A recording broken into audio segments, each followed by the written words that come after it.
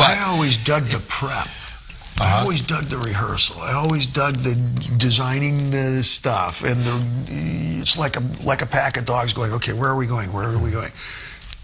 We looked like each other. At one point, when we started touring on the road, remember when we all had the same shoes and the same leather jackets? We looked like the same family. We all smoked the same cigarette. We used the exact same slang that was peculiar to ourselves. Do you follow? We were on the same bus. We had the same bus, the same everything. Yeah, that still trips me out to this day. That all those years we were on one bus. Yeah. Plus the security and the lighting guy. Yeah. Well, I was just describing to Dana here, one of our camera women, who's running the show here. I was flying back from New York. She says, "Do you usually fly first class?" And she says, let me tell you about before first class. Remember the bus in England? Oh, yeah. Yes. Put the Halliburtons in the middle, and that was our bed. And I'll start to describe. Feel free to chime in. If the L is the aisleway, there's 2 armrests here and 2 armrests where Ed is, and like climbing into a rocket module. You had to slide down sideways, put one leg over the armrest on top, and one underneath. She didn't believe me when I was telling her. This is an actual touring bus for tourists, not a tour bus. I mean, just seats, hard as a rock. It had windows, it was a regular. And you're doing a gig every day. And you had to slide your legs underneath. And we did 23 shows in 25 days. Touring. I didn't even know England had that many cities. Neither did I. The only thing I remembered about England before I got there was Mark Twain's expression, 22 religions and one sauce. It is one sauce, HP, remember? Right. And this was before there was satellite, before there was internet, this was late 70s. Yeah. And it was 4 channels of BBC television. Yeah. And rock and roll was before CNN. It was 1 hour of rock and roll. Remember, we'd go, this is the leading rock and roll show in the northern UK. And you go, show? Yeah, it's on Wednesdays from 4 to 5. Here, let me ask you a question. Do you remember where we were when we found out our first album went gold? Aberdeen, Scotland. That's right. And what happened there? What happened there?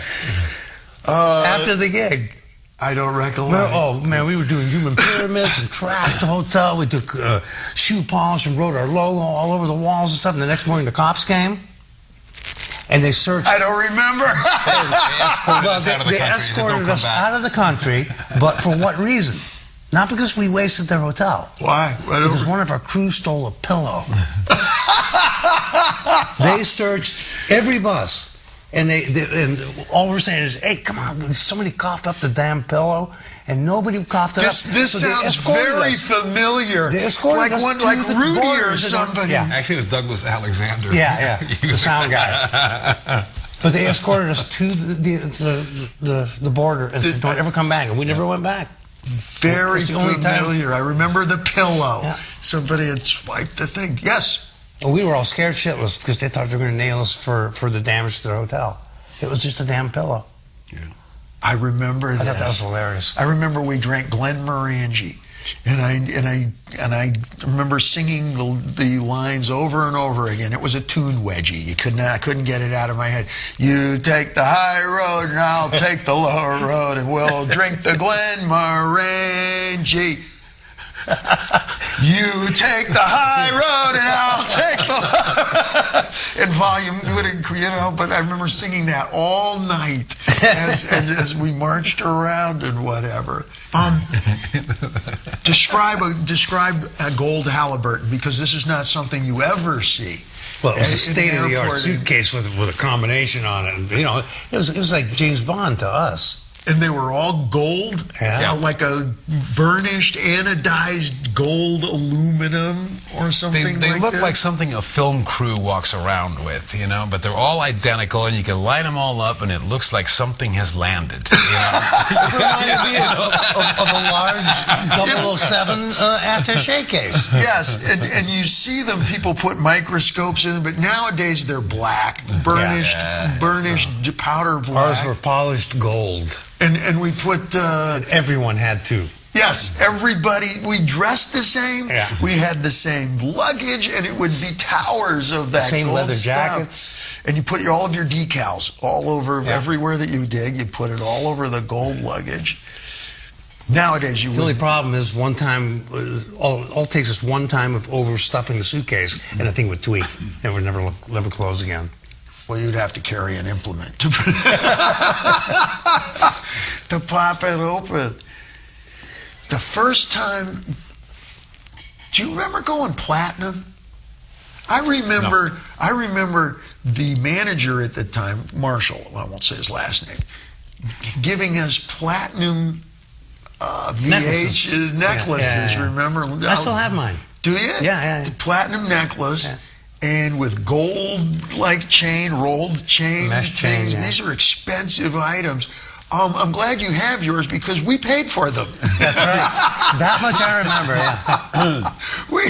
We discovered he Here you go, charged them to fellas. us. Oh, yeah. Congratulations. And then we got the bill for him having them made. How many managers have you guys had at this point? I've had 5.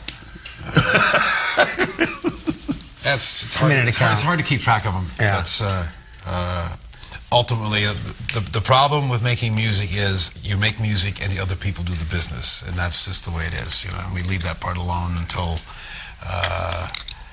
I remember doing the business at the Starwood, my Get a Raise pants. Remember the ones with all the pins in them and everything? Yeah. And I would go up and ask the guy for a raise. I'd try and look as poor as possible. We all had a pair of those. You guys be doing sound check, and I'd be going, no, you don't understand, 125 isn't getting it. Here, Van, is a couple extra bucks for we you. need crew guys now. We have to pay for crew guys now.